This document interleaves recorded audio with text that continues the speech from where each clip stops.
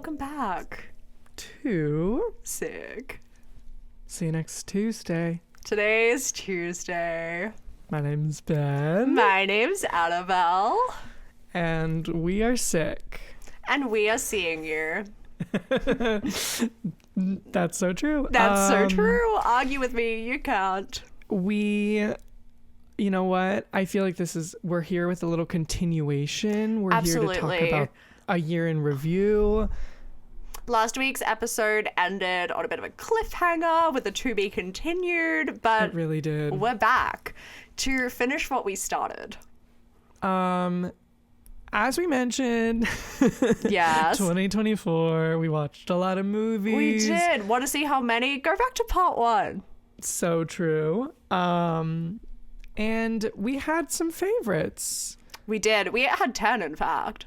We had 10. But I think something that we very adamantly said was it was easy for us to pick our top 5. Absolutely. But not as easy for our top 10. So We finally got to the easy part.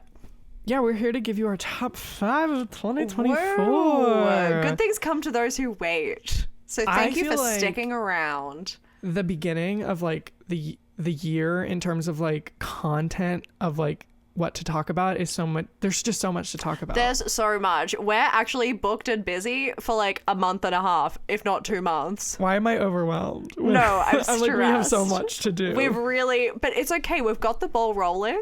What a strong start out the gates. We do. In Award July, season we're going to be is just- struggling.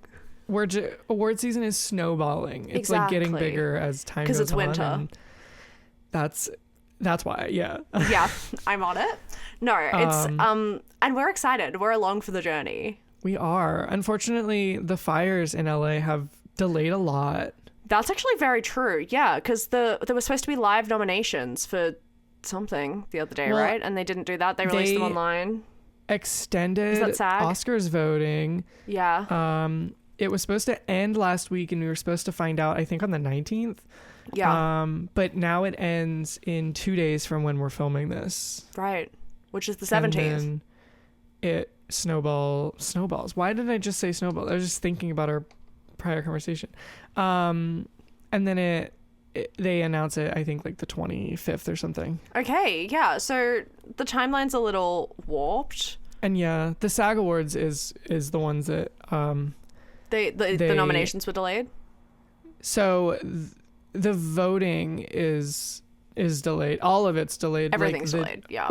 Like, and then was it the Critics' Choice Awards that? It was. Yeah, was I remember pushed there as was like well? supposed to be some live announcements, and then they said that they were not doing that, which Yeah. makes sense. But yeah, Obviously. it's kind of crazy, kind of sad. A lot happening. Super but sad, yeah, awful. It's giving us a break. We don't have to. Exactly. You know, we had to find a silver lining, I guess this is it. Yep, we don't have to talk about the Oscar nominees yet. Yes. And thank God, because we don't have time. And We have to talk about Joyride.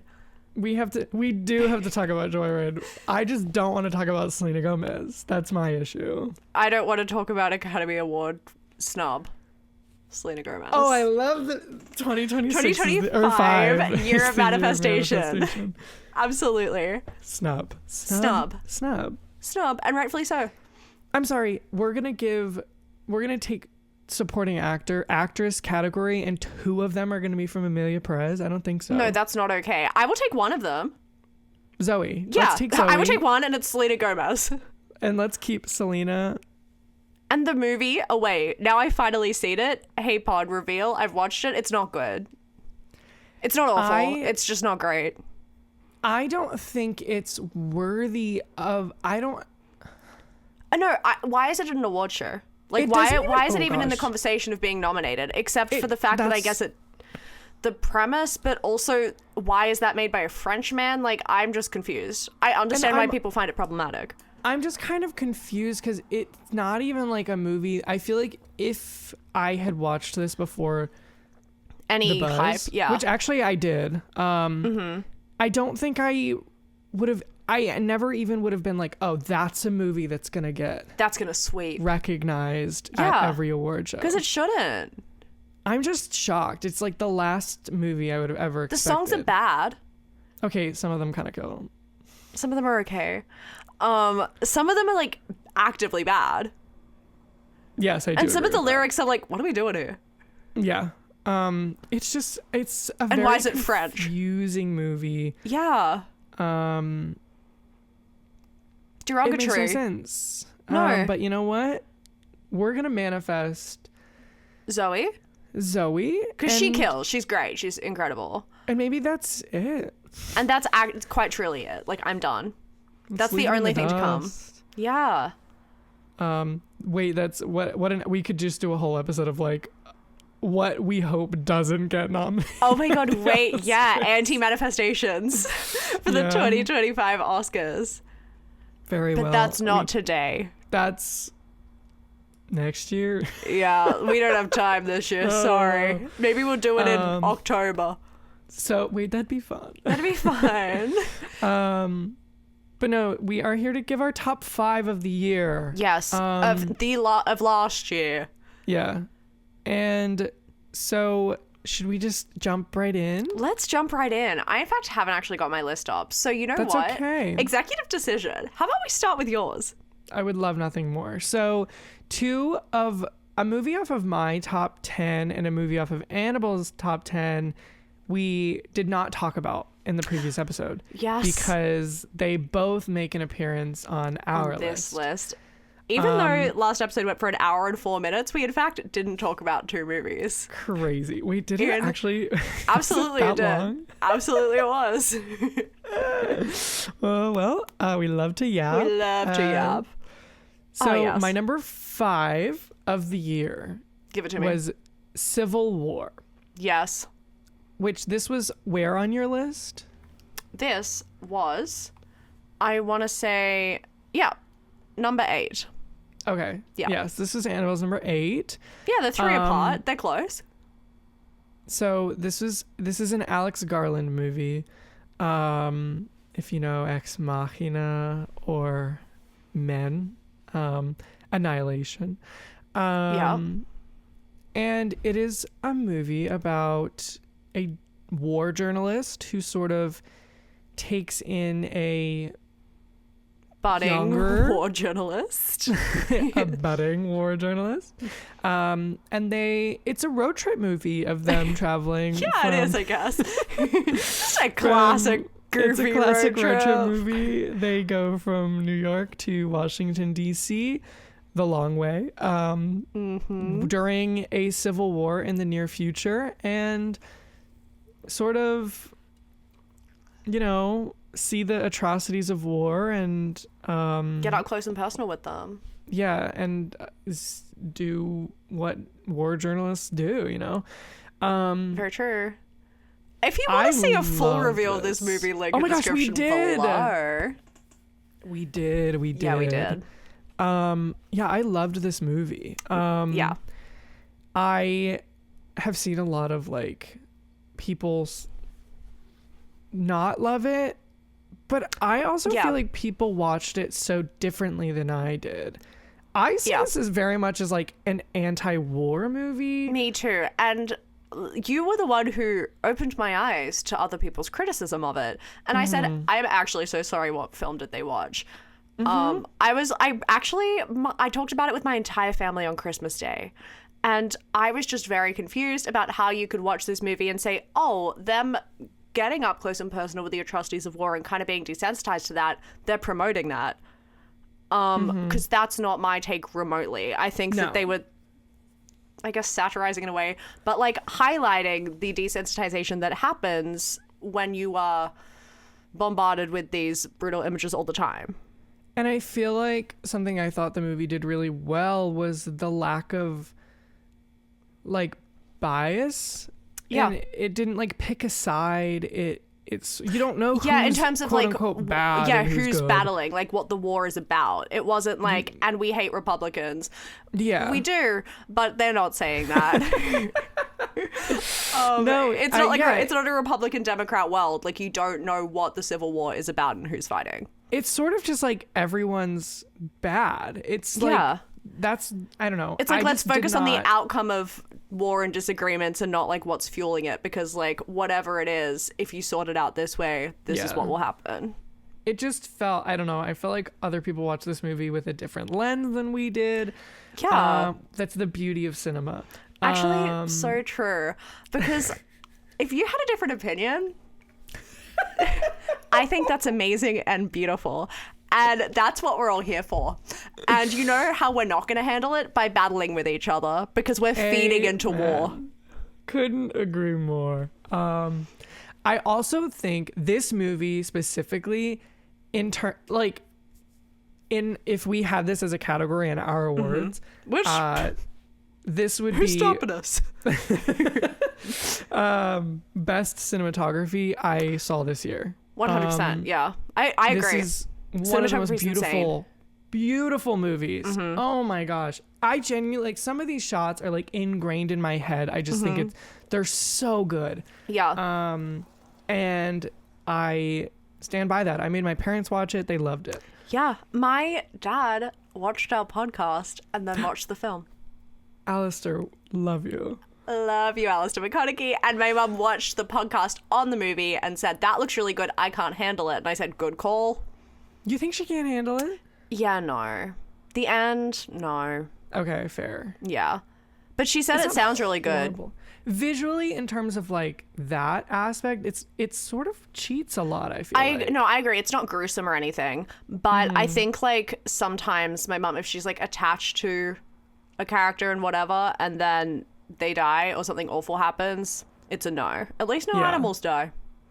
True. This movie, honestly, all of these movies in my top 5, which this does not happen very often, but like this is a movie that I'm like, I constantly think about, and I will definitely be rewatching like throughout my life, because I loved Civil War. It's so good. Yeah. Yeah. And clever. All right. It is. What'd you give it on Letterboxd? I gave it a 5 out of 5. Lovely. Beautiful. I gave it I think 4.5. I think I gave it a 9. I think a 4.5. I think you also, So I too loved it, and I too have it on my list. You did give it a 4 out of 5. Reveal. My mother, 4.5, right? Diane, 5? Yeah. Love. She gave it a 5 out of 5. I love. She hated Kaylee Spaney's character in it. Okay, yeah. I didn't hate Kaylee Spaney in it. In fact, she changed my life in this film. I understand how towards the end you could be like, as she gained my mom hated her my mom was really like from the beginning. Yeah, well, like even when they're on the road trip and she's like getting in the other person's car. Okay, honestly, I was like, babe, what are you doing? She causes, I forget his name, to die. Like she does, because she's reckless and she hasn't done it before and she's not listening to her elders. Yeah, so my mom hated her, but a precocious great movie, teen. incredible movie. Yeah, great. And also, her character is Oh. highly necessary. Yeah, okay, so true. What is my top? My number 5 is a mild cheat, but I did speak to other people at work, and they also put it on their list of 2024 movies. Have you changed it completely? No. I just don't remember your top 5. My number 5 is Problemista. Oh, okay. Sure. Which technically was released in 2023 at like festivals and stuff, but got cinematic release in 2024. And maybe people are split on which year they're putting it in, but I put it in 2024 because that's when I watched it. I'm gonna give it, I think with that, I feel like if like you had seen it at a festival, then I would have put it in 23. That's your 23. Yeah. For sure. But since it was cinematic, produced by Emma Stone.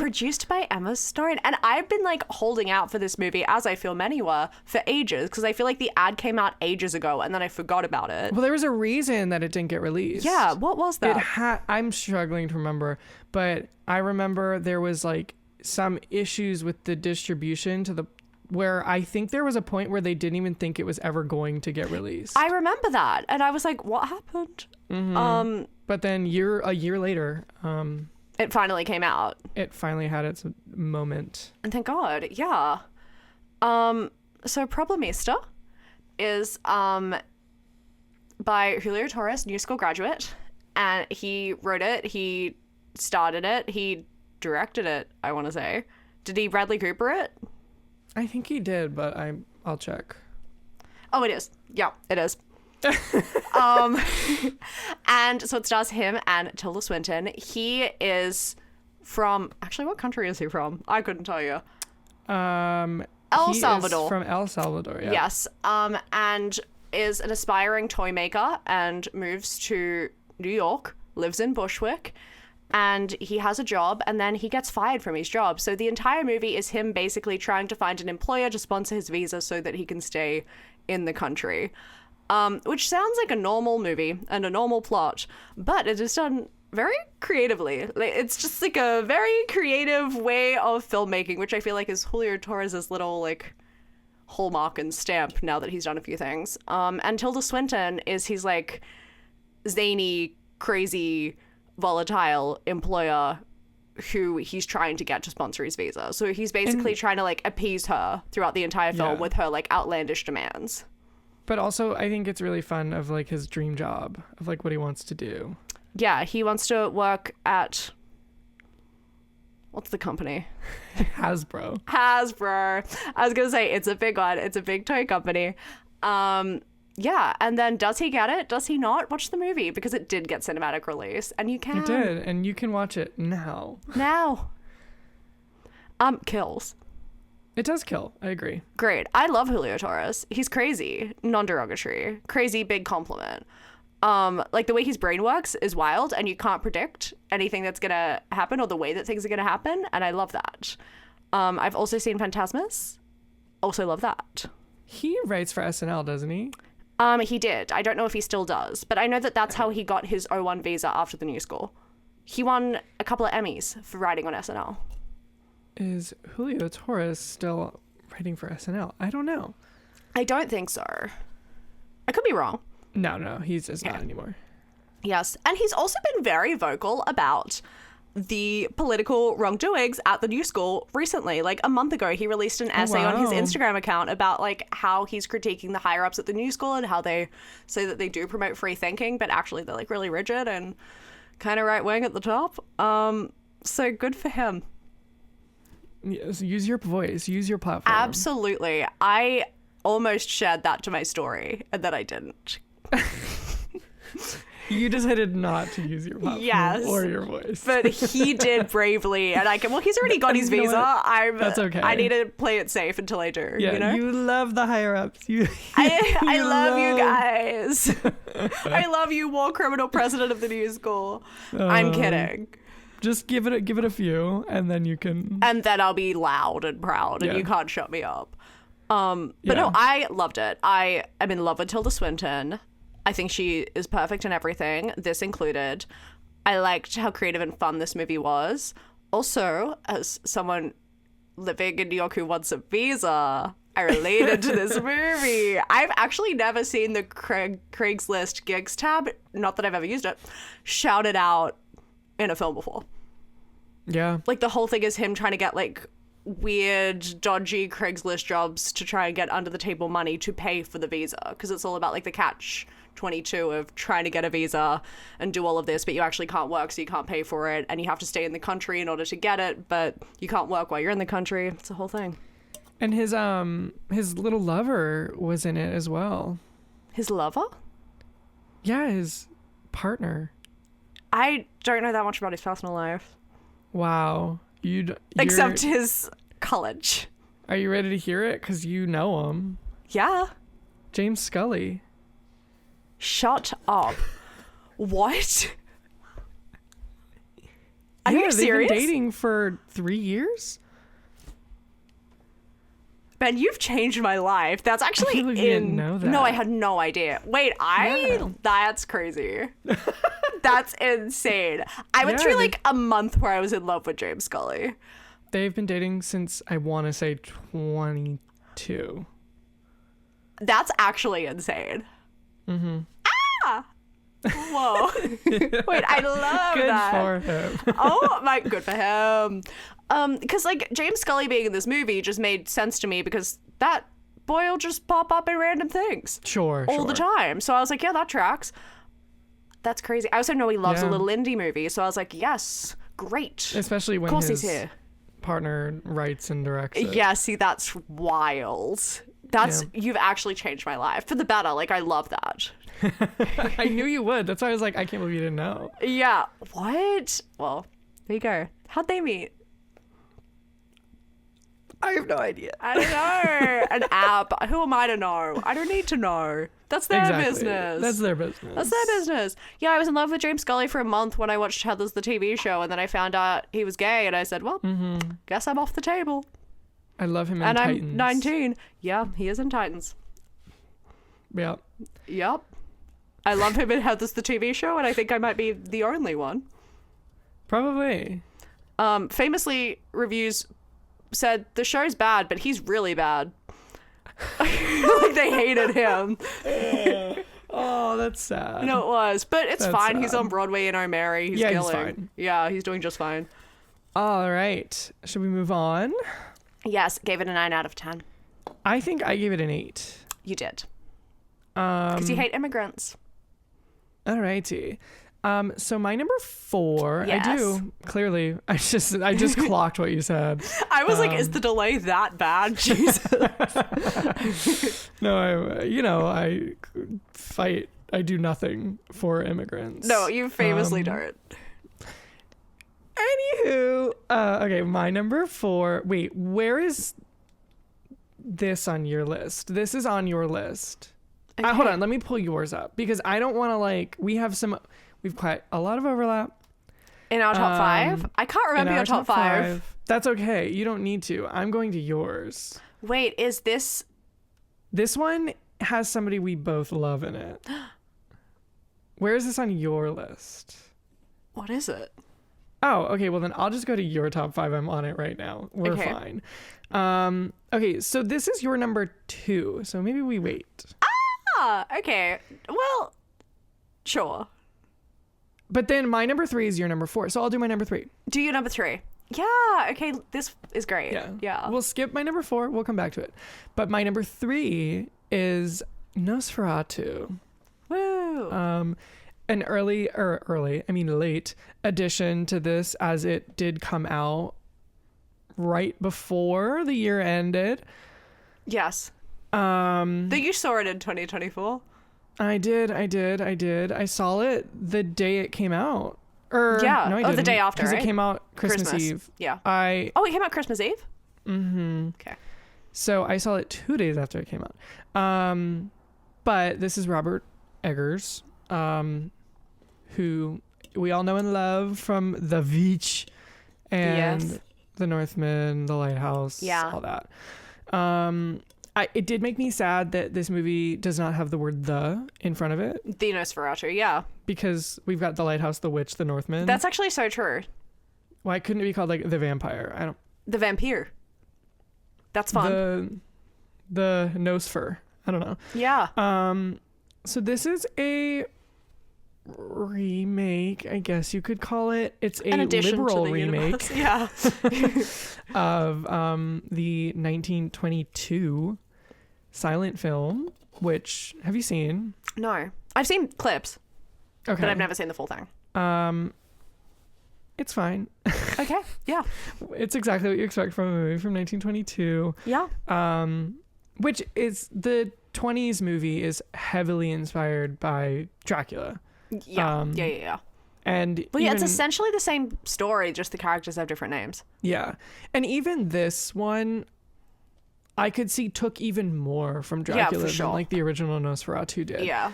But Nosferatu is about a woman who, her life, she's been sort of haunted by the like haunted presence woman of this vampire who is sort of like obsessed with her and like in love with her.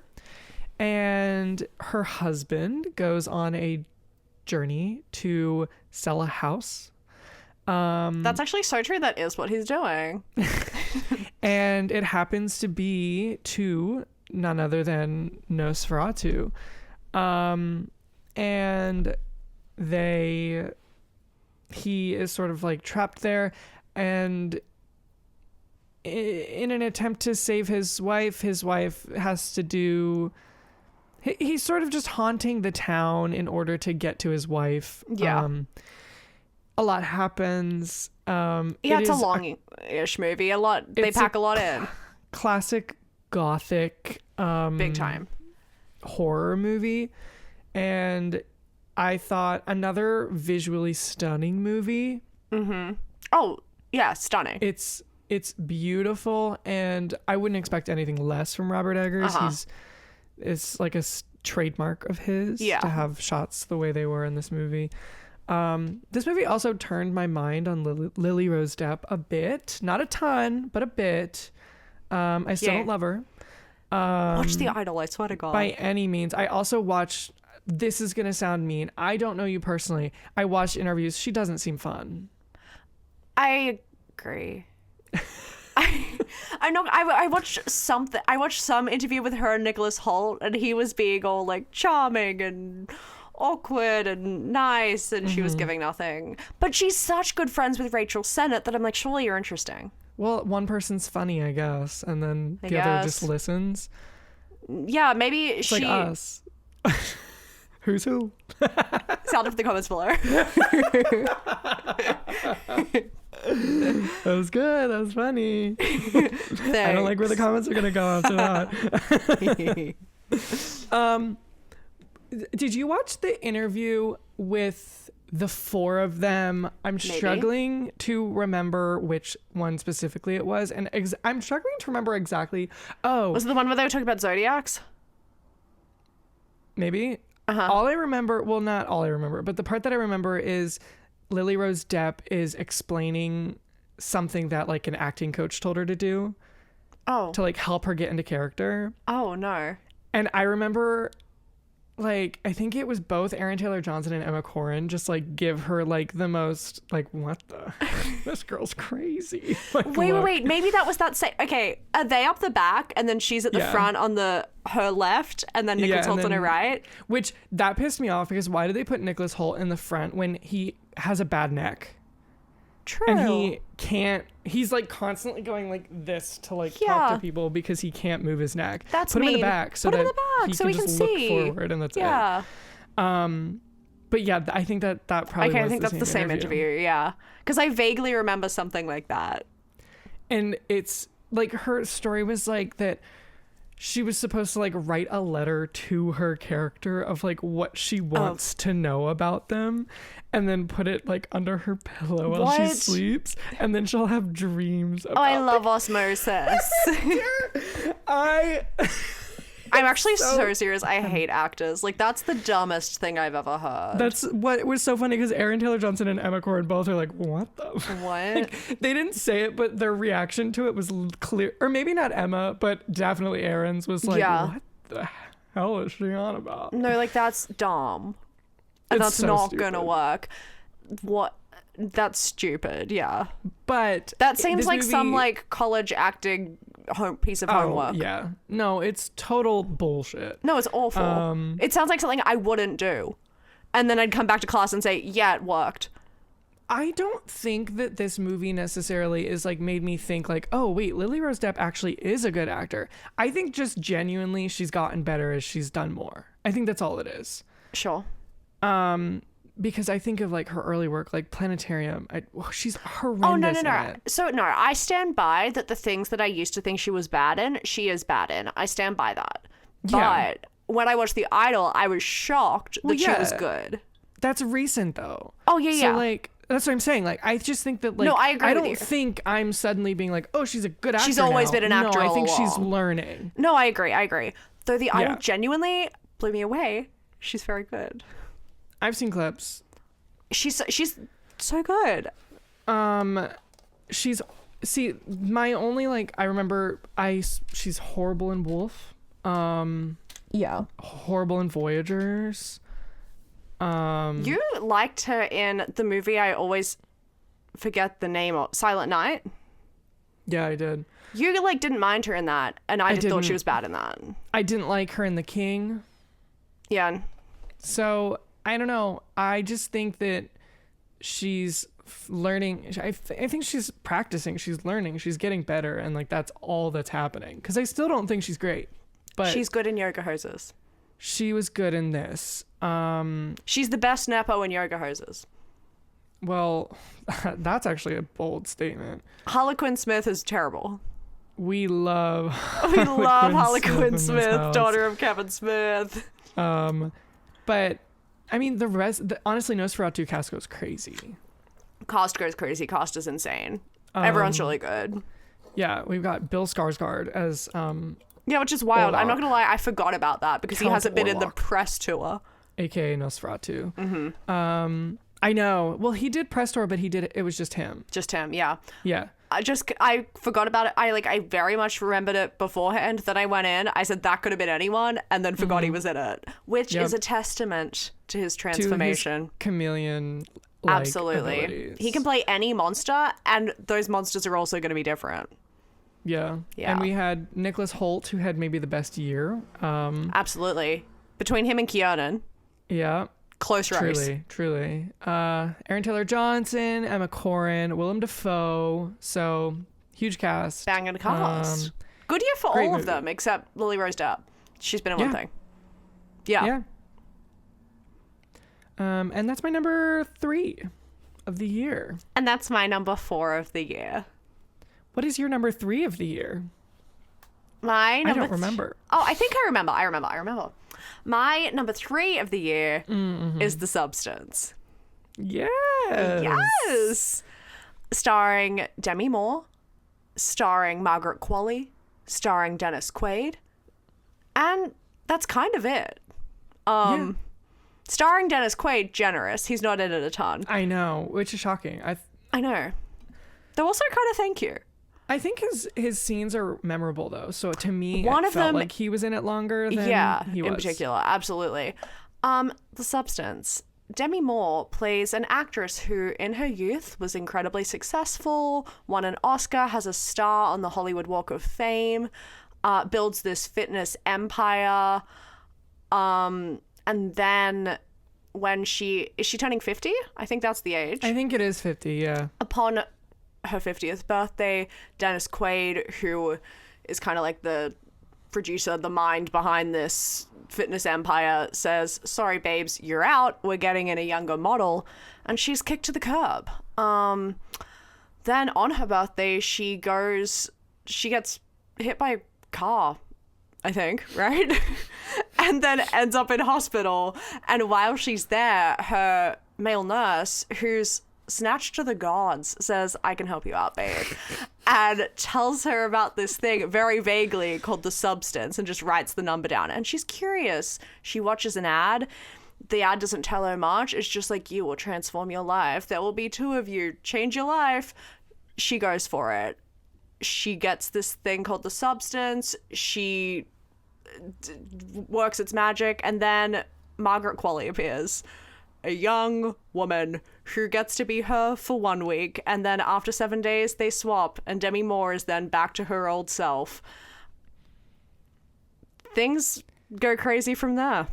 Things go crazy. They certainly go crazy. Things go off the rails from there. She's a long one. I think I described to you about the first 45 minutes of like a 2.5 hour movie. Which is crazy because it felt Long. I know It the way I was felt about drawn to out. finish that. I was just like, you just wouldn't stop talking. But no, I meant like it sounds like you explained like a lot of the movie, and No, it's right. it's really just the exposition. No, absolutely. I didn't give a single spoiler. Yeah.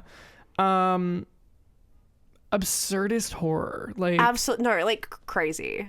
it's so fun. Unpredictable. So Yeah. fun. And yeah, I remember the ads that came out before it were so vague. It was basically were, like yeah. an EDM little backbeat and saying like, The Substance, the craziest movie you'll ever watch. And I was like, okay, sure. And then I watched it and I said, maybe it is. Yeah. My favorite thing that I saw about this movie. So this movie is unbelievably gory. It's like Unwatchable in parts. it's disgusting. The teeth stuff at the end, I have watched it twice. I've watched the movie twice. Never have I ever kept my eyes open for that. I remember I told you, I was like, this movie is maybe the grossest movie I've ever seen. Yeah, and you're like, I agree keep with hearing you. that, but I just like don't know how that's possible. My favorite thing that I saw in relation to this movie is, you know how people post on TikTok like their like how they rate movies on Letterboxd? Oh, sure, yeah. So somebody gave this movie like a 2 out of 5 stars. Okay. And said like, I could see the vision or something like that. Like that is why they gave it a 2 out of 5 stars. They were like, I could see the vision. And somebody was like, 2 out of 5 stars for The Substance is crazy. Insane, yeah. And the person that made the video responded and was like, I was just really grossed out by all the stuff, by all like the body stuff. Yeah, and we're that actually makes it an effective film, doesn't it? So you watched a body horror film and you were upset that they did their job. Yeah. And so you gave the movie a 2 out of 5 That's stars. insane. That's crazy. Don't get it. It's No. body horror to the gods. To the gods. The grossest, squelchiest little film you'll ever see. But it's also like a little comedy. No, but the thing is, it is a comedy. That's what I love about it. Some parts I was like, camp. Some Genre-defying. parts, no, absolutely. Like, can my mother watch it? Never. Oh my god. Ever. Can we? Patreon video, we forced Donna to watch The Substance. Literally, like genuinely, That would be kill. so funny. That would be crazy. Because the thing is, and I've said this to her, I know she can't watch it, but if she could successfully, she would love it. She would love I it. can see that. Because it's so fun. Even like when all of the crazy stuff's going on at the end, like the climax of the movie, I'm like, that's so funny. It's insane. It's so good. So good. I was like screaming throughout the whole film. I apologize to everyone in my theater. I was gonna say, as you're just sitting in a movie, Screaming. I brought food in. Insane choice. Don't eat and watch this movie. oh yeah, oh my god, some of the food, like the Dennis Quaid eating scene, Awful. disgusting. And that's within the first 10 minutes of the movie. I didn't realize until I rewatched. I was like, God, that's early. I literally was like, am I gonna have to never watch this movie because I can't do that? But power through. Power through. Nevertheless, she persisted. I think that this also, we've talked about it in our Golden Globe episodes. Link in I description below. think. I don't remember. We might not have. Maybe not link in description below. But I love how this movie, you know, is getting like the recognition, the accolades. It's getting nominated for a lot. Yeah. And it's sort of like proving itself wrong, which I kind of love. Yeah. No, I love that. Yeah. Yeah, because it stars Demi Moore, who is 50 something. Yeah. And the whole thing is like, once you turn 50, Hollywood will scrunch you up and throw you away and you'll be tossed aside. But Demi Moore's getting accolades. The movie's getting accolades. Yeah. And thank God. She's so good. So good in it. She's Oh so my good. God. Yeah. Yeah, she's great. And I didn't actually super realize this until I watched her on table. She was like, I have very few lines. And I was like, that's so true, It's actually. true. Mm-hmm. You don't notice. But she's still in it, and she still does she's in it such for a most of the movie. phenomenal job. So good. Fun fact about this movie also, at the current moment, Margaret Qualley is the most awarded supporting actress. Ever? Like of the award season. Oh, this award season? Wow. Yeah. There you I go. think 12 wins. That's crazy. Good for her. Yeah. She looks bomb. Yeah. Great. But I can see possibly an Oscar for Demi. I hope. Possibly. I hope. Definitely a nomination, I think. Yeah, I'm manifesting for her. 2025 manifestation. Demi, you're on the cards. I just fear the Oscars gonna see that it's a horror movie and immediately be like, no, but it's so much more than that. and I think that this movie has already sort of broken the boundaries of like horror movies and awards. So For sure. I Well, think yeah, we have a before I chance. went to see it, I had no idea that what I was going to see was going to be an awards contender. No, same. And then I watched it and I said, should be. And then was. And was. Yeah, I was like, that's the craziest movie I've ever seen. I can't give it anything but a 5. I felt forced to. It forced my Yeah. hand. I give it a 9. Yeah. Kills. So good. Love it. Such a good film. There we go. What's your yes, whatever number you're up to next? So we're up to our top You're up two. to 2? Do we have the we same both are. top 2? No, we don't. We actually your number don't 2 remotely. is my number 4. Yep. And your number 2 is my number 1? Your number... Did you kick off my number 1? Your number 1 is my number 8. Okay. Okay. It can get a little confusing around these parts. I'm dyscalculate, self-diagnosed, so totally fine. It's hard. But thank you for bearing with. It's hard being a woman in STEM. It's literally so hard being a woman in STEM. I would never know because women aren't allowed in STEM. But you're allowed in like never mind. I'm allowed in what? The reception desk. You're allowed to answer the phone calls, aren't you? Quit complaining. I'll take my place. Okay, move on to your number 2. My number 2 is Dee Dee. Yes, we still need to watch. Oh my gosh, we do. We should have watched it before this. I didn't realize. I forgot that you hadn't seen it. That's okay. I forced my mom to watch eventually. it. Yeah. My mom loved it. So Dee Dee, I will give a little backstory first. Ooh. Because it's directed and written by Sean Wang, who some of you listeners, viewers, Annabel, may remember was Oscar nominated at the 2024 Oscars for Nine and WIPO. Oh! The short documentary about the two I love that documentary. I love them. The two grandmothers that are like little BFFs. Yeah, no, I'm obsessed. I also screamed into the microphone. I'm so sorry. I just saw my GarageBand go crazy. So he wrote and directed Dee Dee. And it's a bit of a autobiographical, not super, but it is about, it's set in 2008 and we've got AIM at full swing, touchdown turnaround, MySpace, Facebook, all that. And it is about a 13-year-old boy who is Taiwanese, and he lives with his mother and sister who's going off to college, and his grandmother, played by Nai. Shut up! Yeah. You must have told me this. I think I did. It's literally my review on Letterboxd, but I think that's what told me this. Because now you're saying it, it feels like it's flooding back to me, but I absolutely forgot. Yeah, she plays his grandmother, and it takes place over the first summer right before he's going to high school. Love. Okay, so a little coming of age.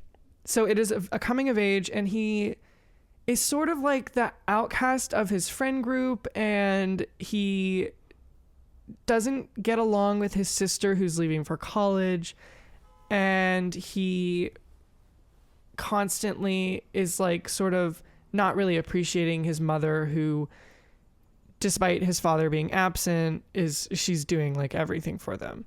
And so it is just him trying to, like, I don't know, be like a normal 13-year-old kid, and just sort of like dealing with his friends and his sister and his mom all at the same time, and it's so good. I think one of my favorite things, like my top 2 movies have like very similar themes, and coming of age, this one, boyhood, especially with, like, I was gonna say, it's like the boyhood. This is set in 2008, which, like, I was on the internet in 2008. I was too. I get 11. It. Yeah. But like all of the things that like they're doing, it's like a time capsule to me, this whole movie, because every time things would happen, I'm like, oh my God, I forgot like about that. And also, like, I don't know, I had an older sister. And that's actually no need to brag. And like when I that's you crazy. Can't relate. Okay, sorry. Guess I can't watch it. Every kid has like their tiffs with their mother, so it's just like a very relatable movie of just sort of growing up, but at the same time It's just so good. It makes me cry. That sounds so good. I knew Yeah. literally none. I had no idea it was like a coming of age movie. I knew nothing. Mm-hmm. That Yeah, sounds so good. It's so, and honestly, the all of the young actors are so good in it. I love that. Like truly incredible. And then yeah, it's amazing. Oh, he makes some friends with like some older teens, and then That's beautiful. it's beautiful. And I love that it's set in we need to watch 2008. it. That's like so I know. fun. Yeah. We should, when we stop filming this episode, let's calendar a date that we can watch it. Maybe this Yes, weekend. alright. Maybe we can watch it this weekend. Yes, all right. I'm free. Okay, love. Love. And you're all invited. We'll live stream it. We'll live stream it. I'll send my address. Linked in the Let's do it on description below. person. You'll all fit. I got heaps of room. No, this movie, coming of age movies are my favorite. I love a coming of age movie. Yeah. Not to be sort of annoying about it, but boyhood coming of age movies are my ultimate favorite. Well, all yeah, time. that makes sense because you're sexist. Easier to relate to. No, I get it. sexist. I 100. I mean, obviously, I relate to girlhood coming of age movies more because I'm a sexist cinematic. you had the pink colored lens. of Yeah, cinema. rose-colored glasses. Absolutely, I lent into the rose of those colored glasses, Yes. and I only watched girlhood coming of age movies. Yeah. I mean, I love a girlhood coming of age movie too. 8th grade, so good. Oh, I love 8th grade. Ladybird. Yeah, I just love the sort of coming of age. There's always like a nostalgia that comes with like a coming of age For movie, sure. I feel like. Yeah. Also, yeah, I do get emotion watching coming of age movies. Oh, Even and though I've come of age, I feel like I haven't. Whenever I watch feel those like- movies, they take me back. another thing I just love about coming of age movies, and I think Dee Dee does it perfectly, is the sort of like relationship that young children have with like their mothers, parents and their mother, and yeah. fathers. That's when they do it right. That's when it love gets to you. watch it, and Dee Dee does it like perfectly. I agree. I love a good little parental relationship when like captured well in a movie. Yeah. We Gets me need to watch marsh. Dee Dee. We do. We'll have to put that. We'll have to calendar her. It'll be sketched. Should we move on to? Yes. So the that one was that your we number two? skipped? So this is my number. That was your 4. number two. So this is my number 2 and your number 4. Yes, your number 2, my number 4. Yes. Okay. My number 2 is Your Monster. Oh! Starring Melissa Barrera, link in description Queen. below, and Yes, her spotlight yes. episode. We did talk about our relationship with this film in that We episode did. briefly. But yeah, what a film. I'm gonna give it a go. I'm gonna take a stab at a description. Melissa Barrera has not just recovered, but she has been hospitalized after going through cancer, having chemo, I'm assuming. She's kind of like in rehabilitation for that. She's sent home. Prior to getting cancer, she was in a long-term relationship with this guy, and he broke up with her while she was undergoing treatment because it was too much for him. If that doesn't tell you everything right there. That's everything you need to know about this man. 100%. And when they were together, he was writing this musical about a female boarding school. And she was helping him. She was his little right-hand woman. And assisting him. His maybe. muse. Yeah, absolutely. Like helping him write the songs. She was also the star. He cast her as the lead role in the out-of-town workshops. So now, single, she's home in her brownstone, funded by her mother.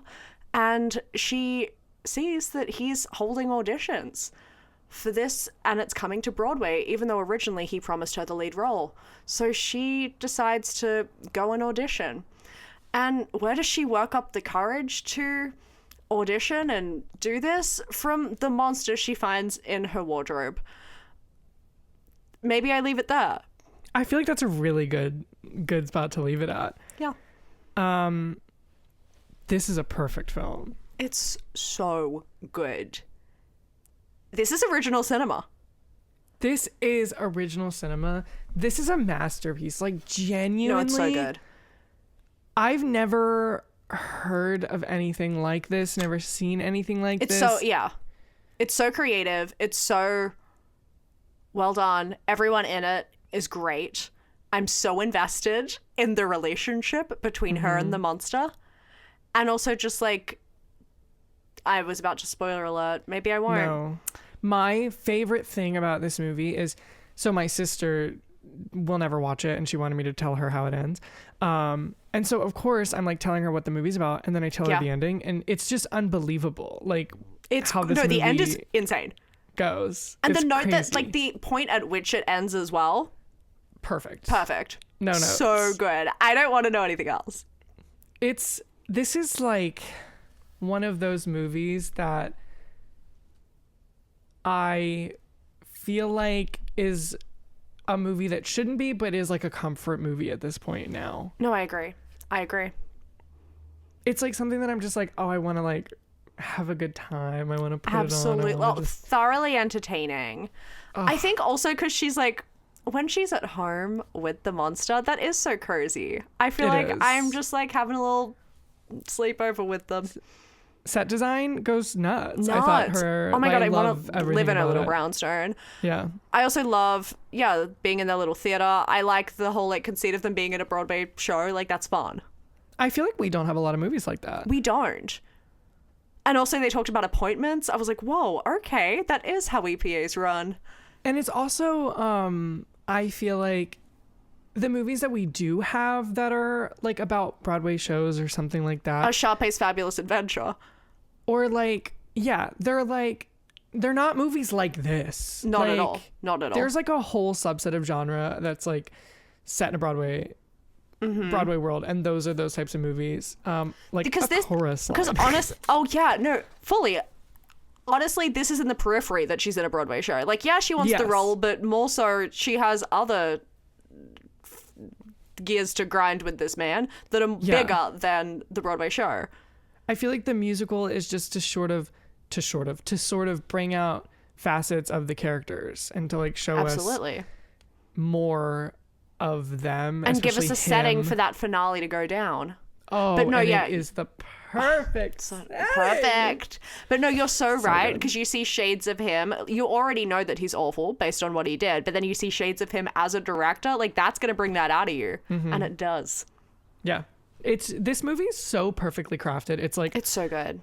Oh my gosh. I am so, Carolyn Lindy is the Genius. woman who wrote and directed Yes. It also says at the beginning, based on a true-ish story. So I'm going to assume everything except for the monster kind of happened.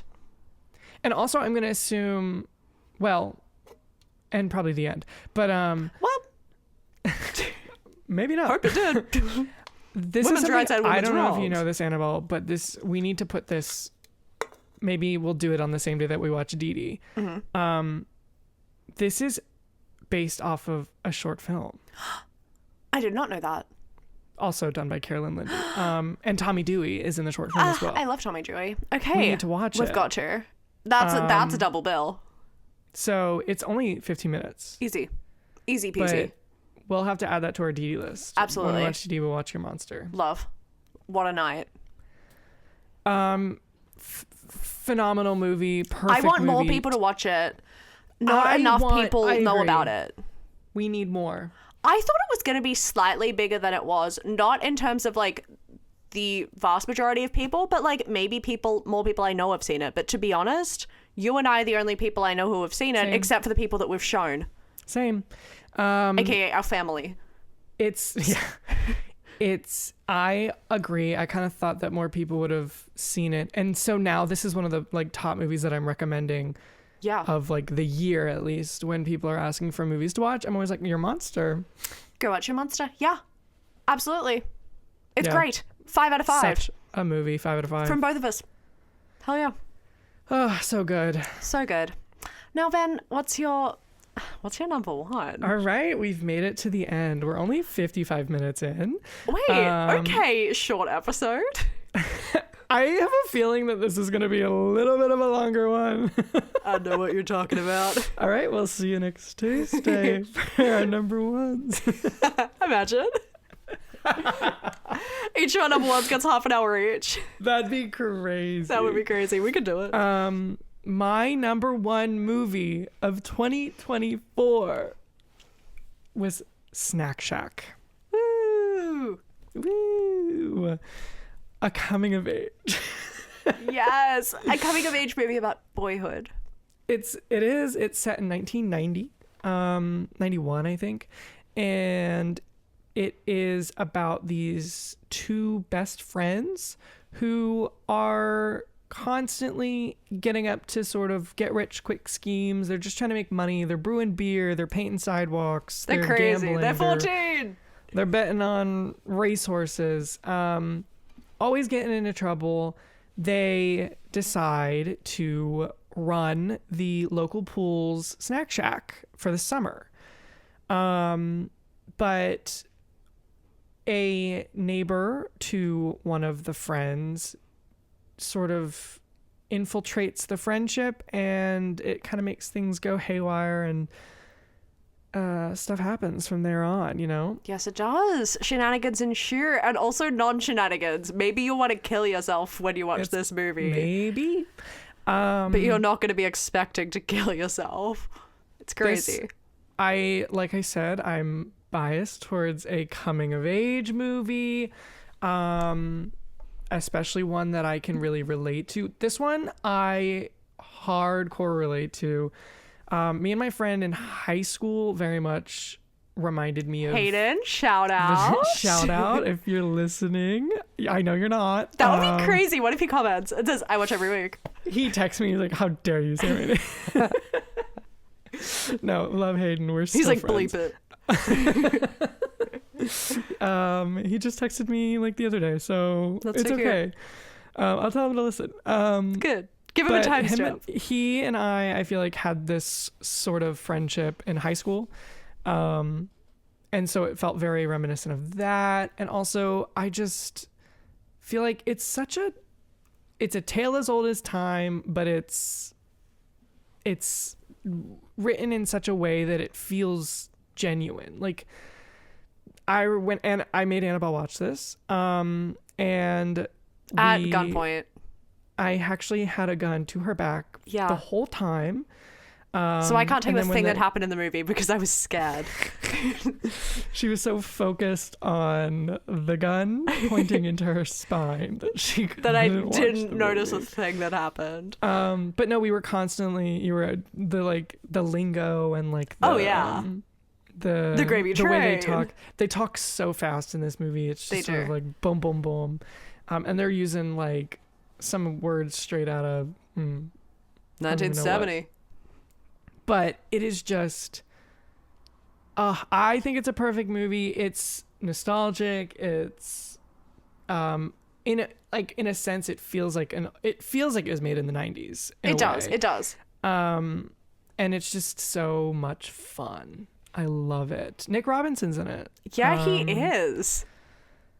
And Golden Globe nominee Gabriel Abel is in it. Yes, he is. And his taller friend, Connor Sherry. Connor Sherry, Letterboxd user. Star of Happy Madison 2. Yes. I remember when they announced this movie coming out, I was so excited for it to come out, but then it did not get cinematic release super widespread. Yeah, it came here. Yeah, I think it was in LA and New York. Yeah. And that was it. I could have seen it.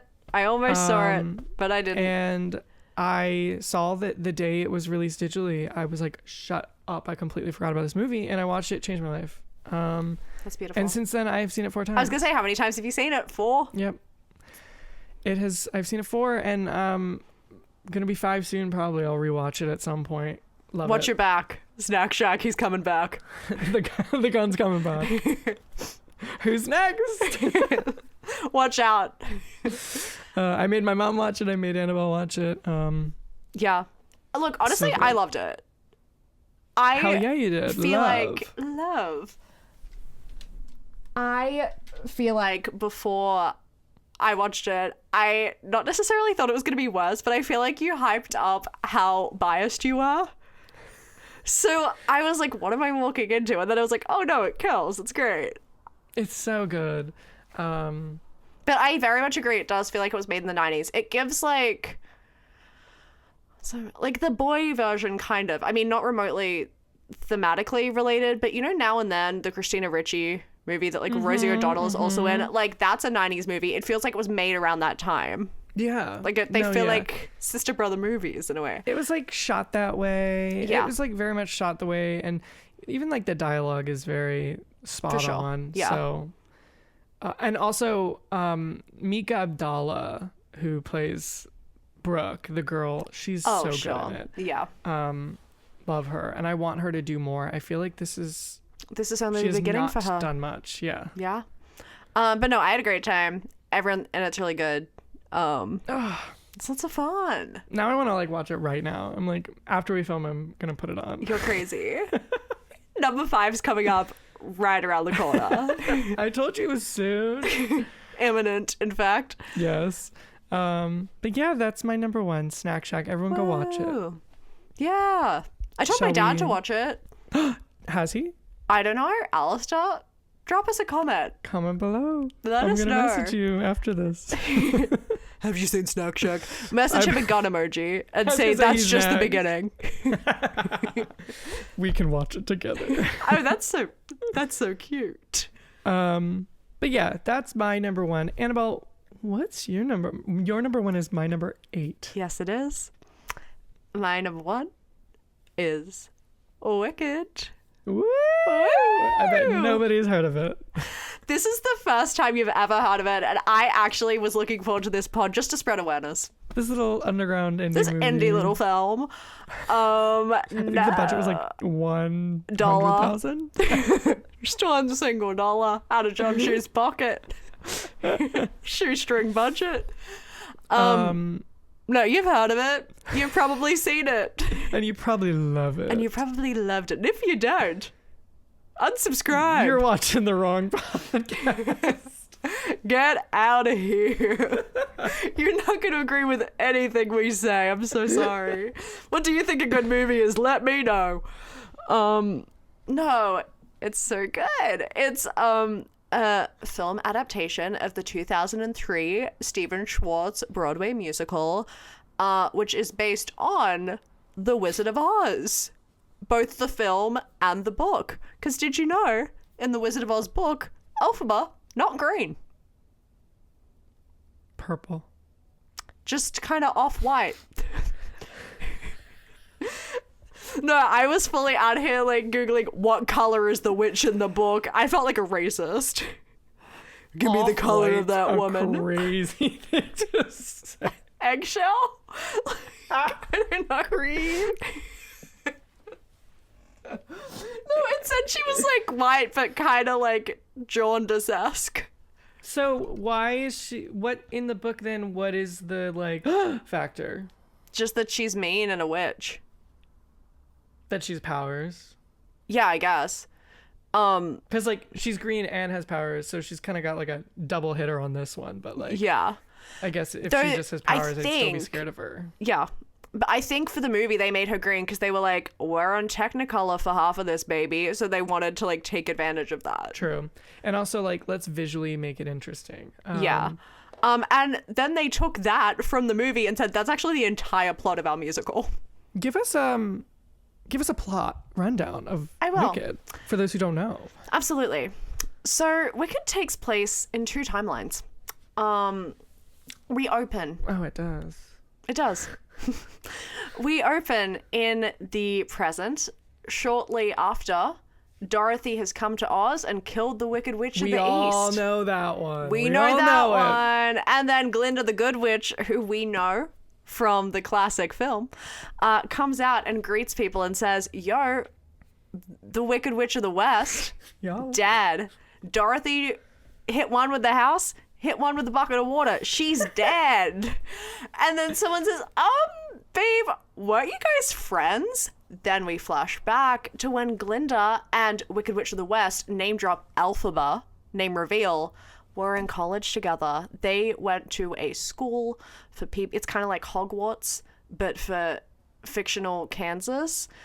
And they were originally, it's an enemies to lovers kind of situation. For sure. They start off as enemies. Glinda is actually like what you think every blonde woman is. She's mean, she's popular, she's snarky. And so she's jealous of Elphaba because she says, okay, one, you're a different color from me. She's a racist as well. She's a bigot.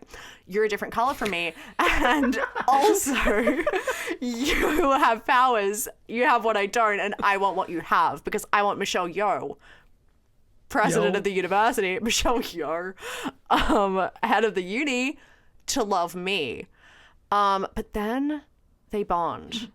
They have a moment of earnest bonding Weakness. at a dance and a moment of weakness. You know, women do cry, and that's their biggest weakness because women have emotions. They let them get that. They were both on their periods one day, and they said, let's break down our walls. Let's stop fighting over Jonathan Bailey, who one of them's in love with and one of them's secretly in love with, and let's just hang out like gal pals. Let's just love each other. Let's just love each other. They are not canonically lesbians, but I feel like at this point maybe they are. I think this point they are, yeah. Kristen Chenoweth definitely has yes-anded the fact that Glinda's a little in the closet lesbian. But yeah, and then it's about their friendship. And this is Wicked Part 1. That's an important point that I didn't mention. So this is just the beginning. And do they make it to Oz? Do they meet the wizard? Watch the film. And so next year, when we're doing this episode, you'll hear about Wicked Part 2. And my number one of 2025, you heard it here first. What if it sucks? Don't say that. Part 2 comes out. Oh no, I'm manifesting. It's great. Of this year. Yes. Wicked for good. Wicked 1. Wicked Part 1. Yes. What a film. What a film. Also, yeah, songs, bangers. Oh, of course, yeah. Cast, insane. Insane. Goes crazy. Everyone's amazing. There's some lows. There's some highs. There's, yeah, some lows, and it's actually the sound. Like, I can't hear it. Yeah. It is low. But what's crazy is that's certain showings of Wicked. No, it's so selective. So I've seen Wicked 7 times now, all in cinemas. And the first time we watched it was the worst. Not in terms of the worst experience, because it was a great experience, but the sound quality was horrendous and so weirdly mixed. I know why everyone's saying it's weirdly mixed. It's because they recorded vocals live and they used some of the live vocals and some of the soundtrack vocals and apparently blended them together. Is that not what they did? Well, I mean, I'm sure they did that. That's not but that's why the excuse that everyone is horrible. using for the sound being horrible. But I was like, it's not the quality of the sound recording that's the problem. It's not like, oh, it's a live Turn vocal. them up, baby. Turn That's them literally up. what the issue Turn the is. ensemble down. In What Is This Feeling? The problem is that the ensemble's yelling and I can't hear the two leads. And I know Cynthia Erivo is loud. Non-derogatory, that's a big compliment. What a belt on that woman. Let us hear her. Don't erase her. And in Defying Gravity, when all you hear is the orchestra Disgusting. in the background, and I'm just watching Ariana Grande lip sync because I'm like, she could be saying anything. I don't hear a word. No, insane. It was awful. So that's my problem. But also, yeah, in some showings it's better than others, and I'm really confused about that. Because like when we saw it the second time together, it was better. Yeah. So, like some vocals that actually just straight up weren't in What Is This Feeling, we were like, oh. I was like, oh, they came back. Didn't know that was there. Yep. What?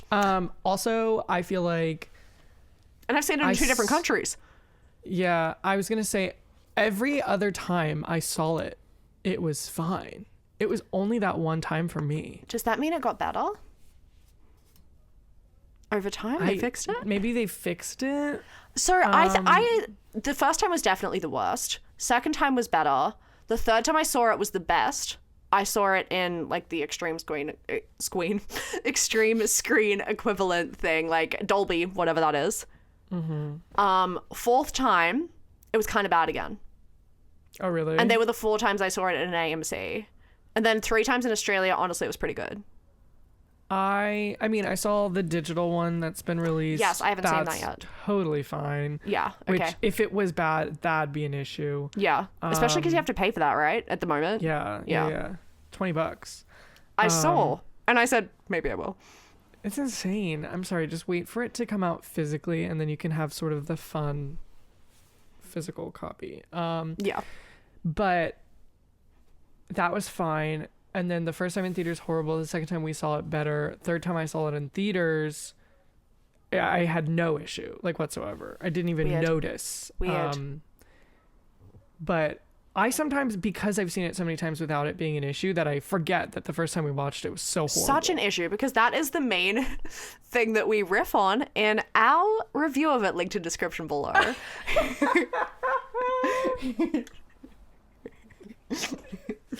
That's so funny. I hate Nessa Rose. Nessa or Nessa? Nessa. Yeah, no. Somebody drop a house on that girl. I swear to God. I can't stand her. Hold your horses. Hold your horses. The house is coming. Yeah, I mean, do you mean like as a character as well? Both. Everything. All together at once. I'm not going to lie. I think we might be the biggest anti-Marissa Bodas I know. Because everyone else I've brought her up to, they're like, They're like, I didn't notice.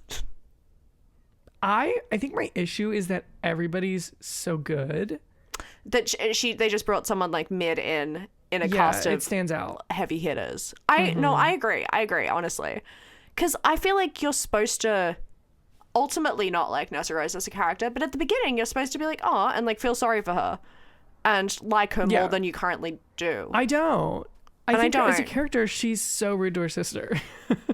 Oh no, she is, but I think the actress is supposed to be able to like make you feel more empathy for her than Marissa Bode currently is making you feel. I agree. You know what really irritates me though is I think in the beginning, this is like a writing thing. They do very much show like sort of a good relationship between the two.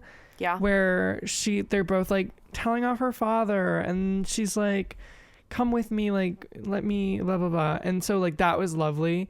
But then I guess it sort of switches when she realizes that she's staying because she probably doesn't want her to stay at school. Yeah, she wanted to be like the one that stands out and is special, but her green ass sister is getting all the attention. But still, it doesn't give her an excuse to be so rude to her sister. It makes me so angry. No, Nessa Rose is annoying. I agree. And then I guess she's like all pissed at Bach because he still likes Ariana Grande. Okay, God forbid he likes two people. Yeah, also like get over it. You're the one dating him. Yeah. You got what you wanted, babe. All he did was say like, hey. Yes. Kinda. That's it. Calm down. Calm down. He's still deeply unhappy that he's not able to be with her, and you're the consolation prize. Take it. Exactly. I would never say no to be a prize. Exactly. Like, I will take second place any day of the week.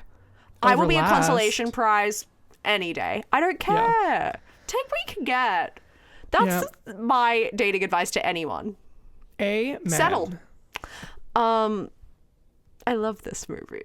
No, it's so good. It's such a good movie. It's such a good film. 5 out of 5. As both of us, have seen it multiple times. Absolutely. Imagine we hated it.